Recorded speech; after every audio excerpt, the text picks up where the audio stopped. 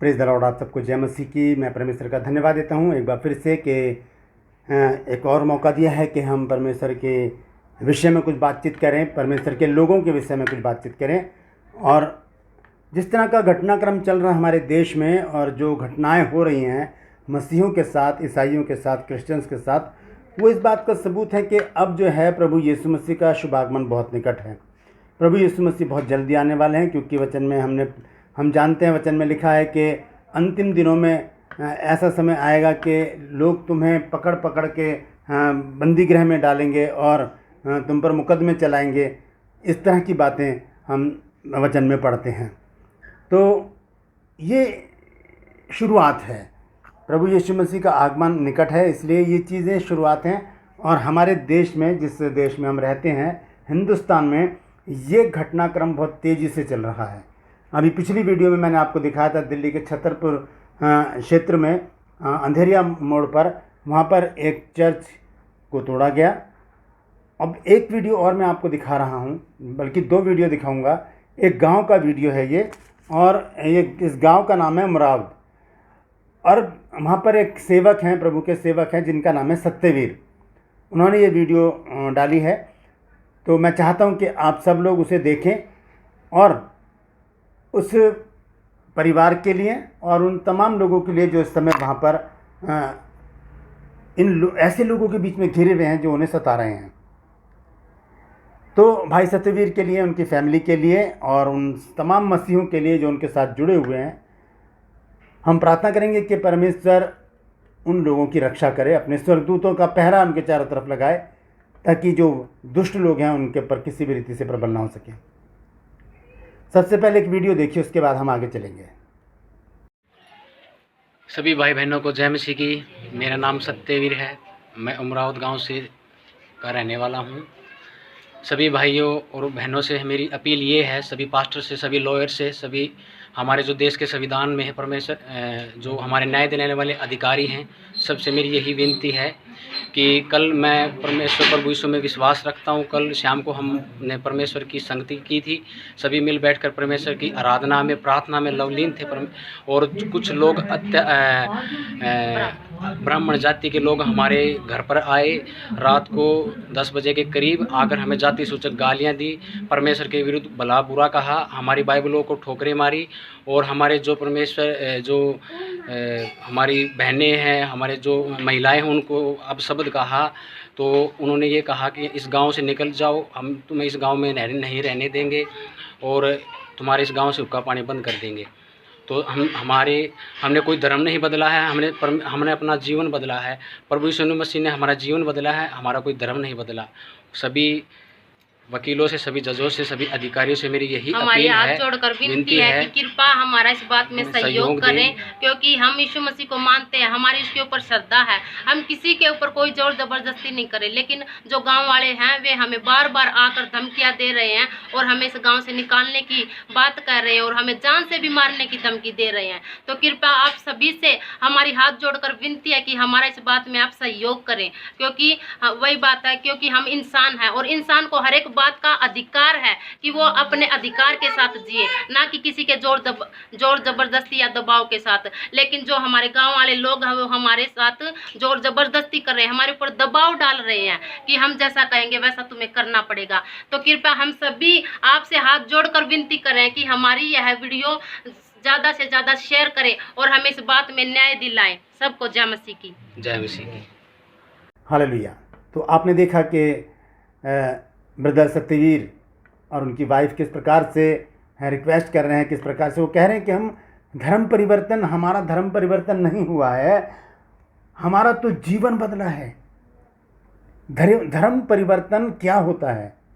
अगर ये बात समझ जाए इंसान, तो फिर मैं समझता हूँ कि कोई भी इस बात पर अड़चनें पैदा नहीं करेगा, क्योंकि हमारा जो कॉन्स्टिट्यूशन है, यानी कि हमारा जो संविधान है इंडिया का, भारत का, हिंदुस्तान का, वो हमें आज़ादी से अपने धर्म का प्रचार करने का एक ऑर्डर करता है।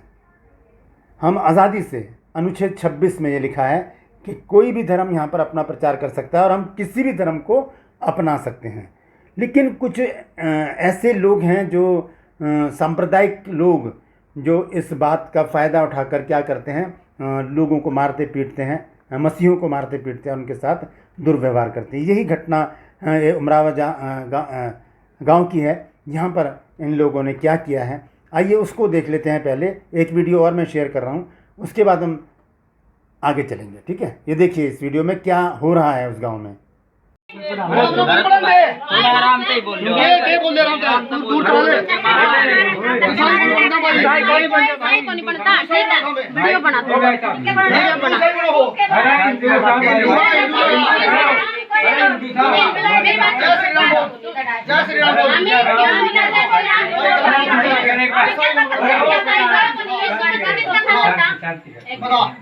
ये बताओगी बहन जी, बताओ हाँ शांति है भाई। ऐसा महाराज के क्यों की दुकानदार हो, क्यों ईसाई बनो हो? ये बाइबल क्यों पढ़ने जा रहे हो? यस, ये शुरुआत है, ये ईसाई बनने की शुरुआत है। जो इन्हें नाम बदल दिया परसों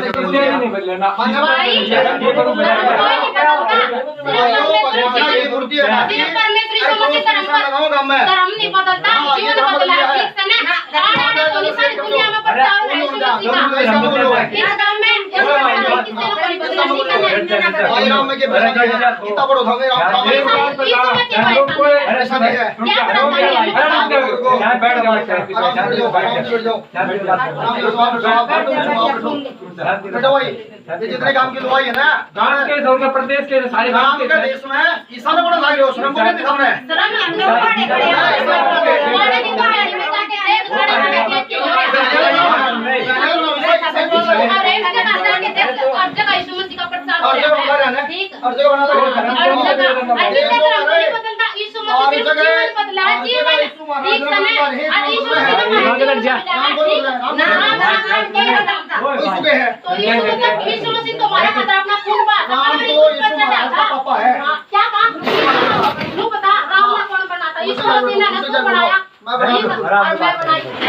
देखो एक करके बोलो भाई, तू ईसाई बना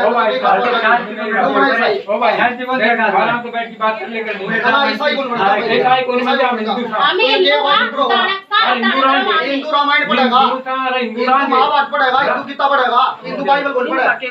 हिंदू बाइबल कौन पढ़ेगा?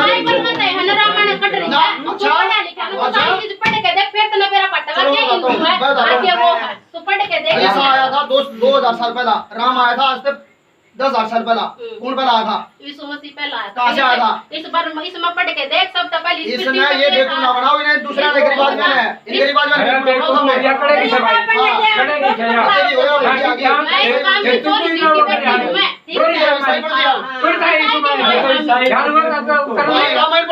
तो देखा आपने किस प्रकार से टॉर्चर किया जा रहा है, किस प्रकार से लोगों को परेशान किया जा रहा है। ना किसी के लेने में ना देने में है। अपने भजन कीर्तन कर रहे हैं लोग, अपने घर में बैठे हैं, क्यों परेशान हैं लोग? जबकि धर्म परिवर्तन है क्या चीज़, मैं आपको बताता हूँ कि जब हम प्रभु यीशु मसीह के ऊपर विश्वास करते हैं तो वो हमारा धर्म परिवर्तन नहीं होता, हमारा सिर्फ विश्वास का परिवर्तन होता है। मैं एक छोटे सा आपको एक का किस्सा बताता हूँ। एक स्टोरी है जो मैं खुद ही बनाता हूँ, इसको वो मैं आपके सामने पेश करता हूँ। मान लीजिए कि मुझे कोई बीमारी है और मैंने पूरे अपने क्षेत्र में या पूरी दिल्ली में या पूरे इंडिया में घूम घूम के सब जगह मैंने इलाज करा लिया, हॉस्पिटल वैद्यों के पास चला गया, डॉक्टर मैंने देख लिए, लेकिन मुझे कोई इलाज नहीं मिल रहा। तो एक दिन क्या होता है कि मैं कहीं गुजर रहा होता हूँ तो एक गली में एक छोटे से डॉक्टर बैठे होते हैं, मैं उनके पास चला जाता हूँ और मैं उनसे कहता हूँ कि डॉक्टर साहब मैं बहुत परेशान हूँ इस बीमारी से और इसका इलाज नहीं हो रहा है। तब डॉक्टर साहब मुझे देखेंगे और मुझे वो दवाई देंगे और मैं दवाई लेकर घर आऊँगा और मैं उसे खाकर मैं 3 दिन में ठीक हो जाऊँगा। तो मुझे बड़ा आश्चर्य होगा, ये तो बहुत अच्छी बात हो गई कि मैंने पूरा संसार छान मारा है और मुझे कहीं पर भी इसका इलाज नहीं मिला, दर दर भटका मैं, और एक छोटी सी गली में एक छोटे से डॉक्टर ने मेरा इलाज कर दिया। इसी प्रकार 1-2 दिन बाद या कुछ दिन बाद एक और व्यक्ति मेरे को मिलता है जिससे वही बीमारी है जो मुझे है। वो भी बहुत परेशान है, वो भी बहुत घूम घूम के सारी जगह देख के आया, पैसा लगा दिया, सब कुछ कर दिया, ना कोई डॉक्टर कामयाब हो पाया, ना कोई वैद्य हकीम। वो मुझे मिलता है तो मैं उससे क्या कहूँगा? मैं उससे यही कहूँगा कि वो गली है ना, वहाँ पर एक डॉक्टर है, उसने मेरा इलाज किया इस बीमारी से, वहाँ चल मेरे साथ, मैं उसको वहाँ लेकर जाऊँगा और वो उसी बीमारी का इलाज कर देगा और वो व्यक्ति भी जब ठीक हो जाएगा तो क्या उसका धर्म परिवर्तन हो गया?